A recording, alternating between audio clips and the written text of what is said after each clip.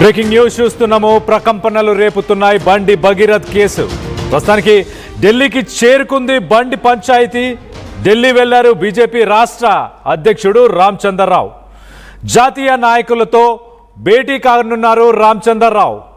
తాజా రాజకీయ పరిస్థితులపై అగ్రనేతలకు నివేదిక ఇవ్వనున్నారు స్టేట్ చీఫ్.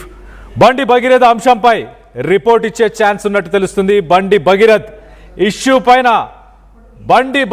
ఇష్యూ పైన ఢిల్లీ పెద్దలు, మరి ముఖ్యంగా హోంమంత్రి అమిత్ షా ఆరా తీశారు. సో హోంమంత్రి అమిత్ షాకి కూడా బండి భగీరథ్ పోక్సో ఇష్యూకి సంబంధించిన వివరాలన్నీ కూడా రామచంద్రరావు అందించబోతున్నారు. అమిత్ షా నివేదిక అడిగినట్లు సమాచారం వస్తుంది. బండి సంజయ్ విషయంలో బీజేపీ పెద్దలు ఏ నిర్ణయం తీసుకుంటారనే దానిపై ఉత్కంఠం నెలకొని ఉంది. కేంద్ర మంత్రి పదవి నుంచి బండిని బర్తరాఫ్ చేయాలంటూ విపక్షాలు డిమాండ్ చేస్తున్నాయి. ఒకసారి దీనికి సంబంధించి మొత్తానికైతే స్టేట్ బీజేపీ చీఫ్ రామచంద్రరావు ప్రస్తుతానికి ఢిల్లీకి చేరుకున్నారు. బండి భగీరథ్ ఇష్యూ అలాగే బండి సంజయ్ పై వేటు పడే అవకాశం ఏమన్నా ఉందా? ఆయన మీద ప్రస్తుతానికి విపక్షాలు అయితే దుమ్మెత్తి పోస్తున్నాయి. కేంద్ర మంత్రి పదవి నుంచి బర్తరాఫ్ చేయాలంటూ మాట్లాడుకొచ్చారు. ఇటు కేటీఆర్ ఆయన పదవిని ఉద్దేశించి మాట్లాడిన మాటలని ఒకసారి వినే ప్రయత్నం చేద్దాం. చూపించబడితే తప్పకుండా శిక్ష అర్హులు. కానీ మేము చూసాము లీగల్గా ఒక ప్రక్రియ మొదలైంది. ఆ ప్రక్రియ అయిపోయిన తర్వాత లాస్ట్లో సరెండర్ అయ్యారు. ఇంకా మీద పడితే సరే అప్పుడు అరెస్ట్ కాలేదు ఏదో అన్న మేము కూడా పోనీలే వీళ్ళు ఏదో చేస్తుంది. ఇప్పుడు ఇక్కడ స్పష్టంగా వీళ్ళు అమ్మాయితో లేరు. అమ్మాయికి నష్టం జరిగింది కాదు. ఇది రాజకీయ లబ్ధి కోసం ఆ అమ్మాయిని వాళ్ళ కుటుంబాన్ని వాడుతున్నారు స్పష్టంగా కనబడతా ఉంది. కాబట్టి ఇది మంచిది కాదు రాజకీయాల్లో. ఒక వ్యక్తి కుటుంబం విషయంలో కానీ ఇంకో అమ్మాయి విషయంలో కానీ దీన్ని రాజకీయ ఇదేనా రాజకీయము? రైతులు చనిపోతా ఉన్నారు, వాళ్ళ గురించి మాట్లాడరు. విద్యార్థులకు ఫీజులు రావట్లేదు, వాటి గురించి మాట్లాడరు. మాట్లాడేదంతా ఒక బండి సంజయ్ మీద పెట్టుకొని ఒక వ్యక్తిని తీసుకొని పార్టీని టార్గెట్ చేయట్లయితే ఒక వ్యక్తి కుటుంబంలో తప్పు చేస్తే తప్పకుండా ఆయన నిరూపించబడితే తప్పకుండా శిక్ష అర్హులు. కానీ దానికన్నా ముందే మీడియా ట్రయల్ చేసి పోస్టర్ అటుకిచ్చి మెట్రోలో లొంగిపోయిండు, అరెస్ట్ అయిండు, ఆ డ్రామా నడుస్తున్నది. కానీ మొత్తానికి ఇవాళ ఆ అమ్మాయికి కొంత న్యాయం జరిగే పరిస్థితి వచ్చింది. ఇవాళ నేను ఒకటే అడుగుతా ఉన్నా ప్రధానమంత్రి మోడీ గారిని, అయ్యా మీరు అంటున్నారు బేటీ బచావ్ బేటీ పడావ్ అంటున్నారు. కేవలం నినాదాలకే పరిమితమైతే న్యాయం జరగదు. మోడీ గారు బహుశా భారతదేశంలో మొట్టమొదటిసారి ఒక కేంద్ర మంత్రి కొడుకు మీద లుకౌట్ నోటీస్ ఇచ్చే పరిస్థితి వచ్చింది. కేంద్ర మంత్రిని ఇవాళ మీరు బర్తరఫ్ చేయకపోతే ఇక్కడ విచారణ సజావుగా జరిగే పరిస్థితి లేనే లేదు. ఎందుకంటే ఆ తప్పు చేసిన వ్యక్తిని దాచిపెట్టింది ఎవరు? 9 రోజులు ఎవరు దాచిపెట్టిండ్రు? ఆ కేంద్ర మంత్రి గారే కదా. ఇవాళ ఒక్కసారి దయచేసి ఆలోచన చేయండి. నిజంగా కూడా ఇలాంటి వ్యక్తులు పదవుల్లో కొనసాగుతూ ఉండడం అది తెలంగాణకే కాదు భారతదేశానికి కూడా అవమానకరం. మైనర్ బాలికకు అన్యాయం చేసింది కేంద్ర మంత్రి కొడుకైతే మైనర్ బాలిక తల్లిదండ్రుల్ని భయభ్రాంతులకు గురి చేసింది స్వయంగా కేంద్ర మంత్రి. ఆయననే పిలిచి బెదిరించి వాళ్లను మరి ఇబ్బంది పెట్టే ప్రయత్నం చేసినారు. ఇంత తీవ్రమైన కేసును నీరుగార్చే ప్రయత్నం చేసింది ఈ రాష్ట్ర ముఖ్యమంత్రి. హనీ ట్రాప్ అని మీడియాను మనీ ట్రాప్ లో వేసి మీడియాను గొంతు నొక్కి వాళ్ళను కూడా వార్తలు రానియకుండా చేసింది ముఖ్యమంత్రి, కేంద్ర మంత్రి ఇద్దరు కలిసి పెట్టిదంతా మీకెందుకు చెప్తున్నాను మీరు అనుకోవచ్చు. ఎందుకంటే ఒకటే ఒక్క డిమాండ్ మనందరిది ఈ సమావేశం ద్వారా, ఖచ్చితంగా కేంద్ర మంత్రి పదవి నుంచి బండిని బర్తరాఫ్ చేయాలి అంటూ ఇటు కేటీఆర్ మాట్లాడుకొచ్చాడు. ఈ డెసిషన్ కోసం ఎందుకు ఇంత జాప్యం జరిగింది? మీడియాను కొనే ప్రయత్నం చేశారా?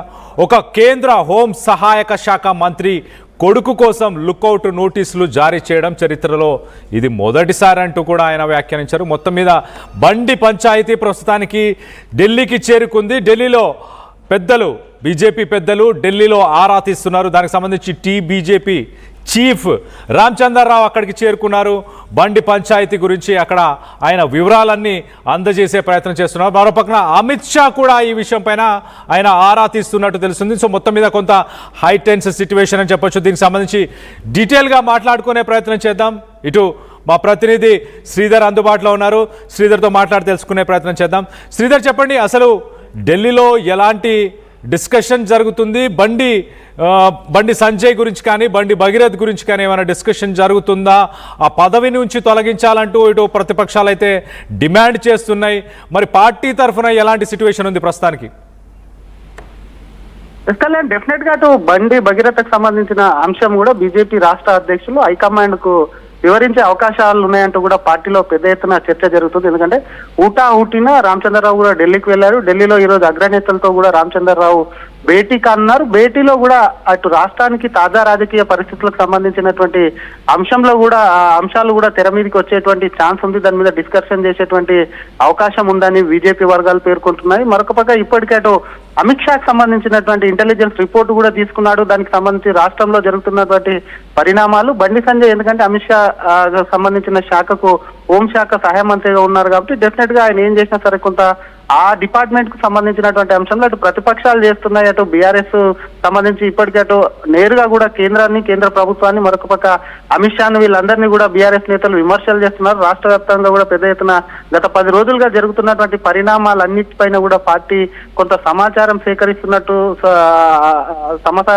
సేకరిస్తున్నట్టు బీజేపీ నేతలు చెప్తున్నటువంటి పరిస్థితి. అందులో భాగంగా రామచంద్రరావు ఢిల్లీ పర్యటన కూడా కీలకంగా మారిందని చెప్పాలి. ఎందుకంటే రాష్ట్రానికి సంబంధించినటువంటి రాజకీయ పరంగా సొంత పార్టీ నేతలపైన కానీ ఇతర పార్టీకి సంబంధించిన అంశాల మీద కూడా బీజేపీ రాష్ట్ర అధ్యక్షుల నుంచి రిపోర్ట్ తీసుకుంటారు. అటువంటి రాష్ట్ర అధ్యక్షులు ఢిల్లీ వెళ్లారు. మరొక పక్క బండి సంజయ్ మరి కాసేపట్లో బీజేపీ రాష్ట్ర కార్యాలయానికి రానున్నారు. ఇక్కడ కార్యకర్తలకు అందుబాటులో కూడా ఉండనున్నారు. దానికి సంబంధించి బండి భగీరథ ఇష్యూకి సంబంధించి కూడా కార్యకర్తలకు సంబంధించి ఆయనను పరామర్శించేందుకు కూడా ఇప్పుడిప్పుడే బీజేపీ ఆఫీస్ కు కార్యకర్తలు చేరుకుంటున్నారు. ఇంకో పక్క అటు ఢిల్లీ పర్యటనకు సంబంధించి కొత్త ఉత్కంఠ. ఎందుకంటే ముందు నుంచి కూడా బండి సంజయ్ కి సంబంధించినటువంటి అంశంలో కేబినెట్ రీషఫ్లింగ్ లో బండి సంజయ్ ని పక్కన పెడతారు, బండి సంజయ్ ని తీసేసి ఆయనకు మళ్ళీ రాష్ట్ర పగ్గాలు అప్పచెప్తారని చెప్పి కూడా పెద్ద ఎత్తున చర్చ జరిగింది. కాబట్టి ఈ నెల ఆఖరు లేదా వచ్చే నెల మొదటి వారంలో కూడా కేబినెట్ షఫ్లింగ్ ఉంటుంది. మరొక పక్క మంత్రివర్గ విస్తరణతో పాటు కొంతమందికి నితీష్ కుమార్ లాంటి వాళ్లకు ఇంకో పక్క అటు పంజాబ్ ఉంది. పంజాబ్ నుంచి కూడా 7 రాజ్యసభ సభ్యులు బీజేపీలో చేరారు. వీరందరికీ సంబంధించి కూడా కొత్తగా మంత్రివర్గ విస్తరణలో కూడా చోటు ఉంటుందన్న తెలంగాణ నుంచి కూడా బండి సంజయ్ కి సంబంధించి కొంత ఉద్వాసన తప్పదంటూ కూడా ముందు నుంచి వార్తలు వస్తున్నాయి. ఇటువంటి ఈ తరుణంలో ఎందుకంటే ఎక్కువ రోజుల్లో లేదు వచ్చినటువంటి కేబినెట్ విస్తరణపై కూడా ఊహాగానాలై మరొక పక్క అటు కేబినెట్ లో చోటు మంత్రివర్గంలో చోటు కోసం కూడా తెలంగాణ నుంచి చాలా మంది నేతలు ఆశిస్తున్నారు. కాబట్టి డెఫినెట్ గా బండి సంజయ్ అంశం కూడా తెర మీదకి వస్తుంది. మరి పార్టీ ఎందుకంటే ఇప్పటికీ అటు బీఆర్ఎస్ చేస్తున్న ఆరోపణలు కానివ్వండి, అటు నేషనల్ లెవెల్లో కూడా ప్రతిపక్ష పార్టీలు తీసుకొని బండి సంజయ్ కుమారుడి అంశాన్ని కూడా పెద్ద ఎత్తున కూడా ఎక్స్పోజ్ చేస్తూ కూడా దేశవ్యాప్తంగా కూడా దీన్ని చర్చనీయాంశంగా అయ్యేటట్టు చేశాయి. కాబట్టి కళ్యాణ్ డెఫినెట్ గా కూడా ఈ రిపోర్ట్ కూడా అక్కడ ఇస్తే ఆ తర్వాత పార్టీ ఏ విధంగా ముందుకెళ్తుంది అన్న దానిపై కూడా కొంత బండి వర్గాల్లో కూడా కొంత ఆందోళన లేకుండా బండి సంజయ్ సైతం కూడా ఏం జరుగుతుందా అని చెప్పి కూడా కొంత నిశ్చితంగా పరిశీలిస్తున్నటువంటి విషయం కూడా క్లియర్ గా అనిపిస్తుంది. మరొక పక్క బండి సంజయ్ ఇందాక చెప్పుకున్నట్టు కొద్దిసేపట్లోనే పార్టీ కార్యాలయానికి రానున్నారు. ఇక్కడ కార్యకర్తలకు మధ్యాహ్నం 2 గంటల వరకు